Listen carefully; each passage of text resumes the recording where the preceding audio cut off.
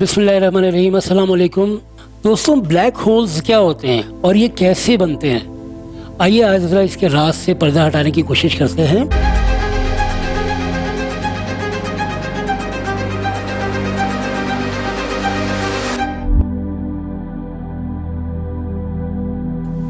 खलाई तहकीक हमेशा से ही बनी नौ इंसान के लिए तजस्सुस का बाइस रही है और इसी की बुनियाद पर साइंस फिक्शन स्टोरीज, डॉक्यूमेंट्रीज और बुक लिखे जाने के साथ साथ टीवी और फिल्म्स पर भी इसके हवाले से काम होता रहा है। 1975 में एक बरतानवी टीवी चैनल ने स्पेस 1999 के हवाले से एक फिक्शन स्टोरी का आगाज किया था, जिसका मरकजी ख्याल यह था कि जमीन का तमाम एटॉमिक फुजला चांद की सतह पर दफन किया जाने लगता है, जिसकी देखभाल के लिए 300 से ज्यादा अफराद पर मुश्तमिल अफराद का अमला खला में कायम बेस स्टेशन अल्फा में उसकी देखभाल के लिए हर वक्त मौजूद रहता है। चांद के उस हिस्से का मकनातीसी मैदान इस हद तक खतरनाक और ताकतवर हो जाता है जिसके नतीजे में एटॉमिक फुजले में इतनी शिद्दत आ जाती है कि वो एक जोरदार धमाके के साथ फट जाता है और चांद जमीन के मदार से निकलकर खलाओं में भटकने लगता है और एक रोज ब्लैक होल में दाखिल होकर दूसरी कहकशाओं में निकल जाता है। ये ब्लैक होल क्या है? ब्लैक होल की हकीकत क्या है? ये सवाल अपनी जगह दिलचस्प और तजस्सुस का बाइस है। खलाई तहकीक के मुताबिक ब्लैक होल्स खला में मौजूद ऐसे मुकामात हैं जिनकी कशिश सकल इतनी ज्यादा है कि वो रोशनी तक को निगल जाते हैं। स्पेस में मौजूद बहुत ज्यादा मिकदार में गाढ़ा मादा एक मखसूस वक्त के बाद ब्लैक होल की शक्ल इख्तियार कर लेता है, जिसके गिर्द का हल्का इवेंट हॉरिजन कहलाता है। माहिरीन के मुताबिक ये वो जगह है कि जहां पहुंचकर किसी भी चीज की वापसी मुमकिन नहीं है। ब्लैक होल को ब्लैक इसलिए कहा जाता है कि जो भी रोशनी हॉरिजन पर पड़ती है वो मुनक्किस नहीं होती और वहां सिवाय स्याह धब्बे के कुछ नजर नहीं आता। ब्लैक होल की थ्योरी ये है कि हॉरिजन से शदीद दर्जा हरारत के साथ ताबकारी का इखराज होता है और इस दर्जा हरारत का ताल्लुक ब्लैक होल के हुजम से होता है, जिसकी वजह से ताबकारी की शिद्दत का अंदाजा लगाना बहुत मुश्किल है।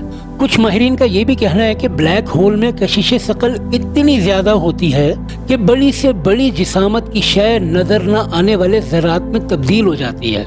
चूँकि इससे रोशनी का इखराज नहीं होता इसलिए नजर नहीं आते और इसीलिए ये ब्लैक होल कहलाते हैं। खला में किसी ऐसी जगह की मौजूदगी का तस्वुर जहाँ रोशनी टकराने के बाद वापस नहीं आती पहली बार 1783 में जॉन मिशाल ने पेश किया था।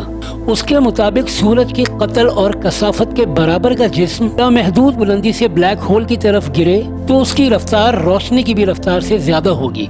1915 में आइंस्टाइन ने नजरिया अज़ाफियत पेश किया, जिसके मुताबिक कशिश सकल रोशनी की हरकत पर असर अंदाज होती है। माहिरीन के मुताबिक ब्लैक होल सितारों की तबाही के नतीजे में वजूद में आते हैं। उनकी बाकियात एक मरकज पर जमा होती जाती हैं और ये ब्लैक होल की शक्ल इख्तियार कर लेते हैं। आम इंसानी आंख से इसे देखना मुमकिन ही नहीं, इसीलिए साइंटिस्ट खुसूसी आलात से लैस टेलीस्कोप की मदद से उनका पता लगाते हैं। ब्लैक होल्स मुख्तलिफ जिसामत के होते हैं। छोटे से छोटा ब्लैक होल एक एटम और बड़े से बड़ा ब्लैक होल सूरज से 10 गुना बड़ा हो सकता है और छोटे ब्लैक होल की जिसामत एक पहाड़ के बराबर हो सकती है। ब्लैक होल की एक किस्म स्टेलर कहलाती है और इनके अंदर मादे की क्वांटिटी सूरज से 20 गुना ज्यादा होती है। इस बात का इम्कान है कि हमारी कहकशाओं में कई ब्लैक होल्स मौजूद हों।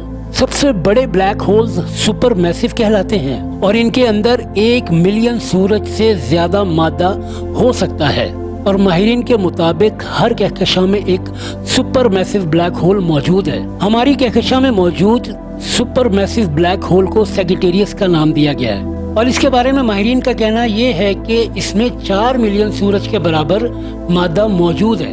एक तवील अरसे तक साइंटिस्ट इसके वजूद के बारे में मशकूक थे।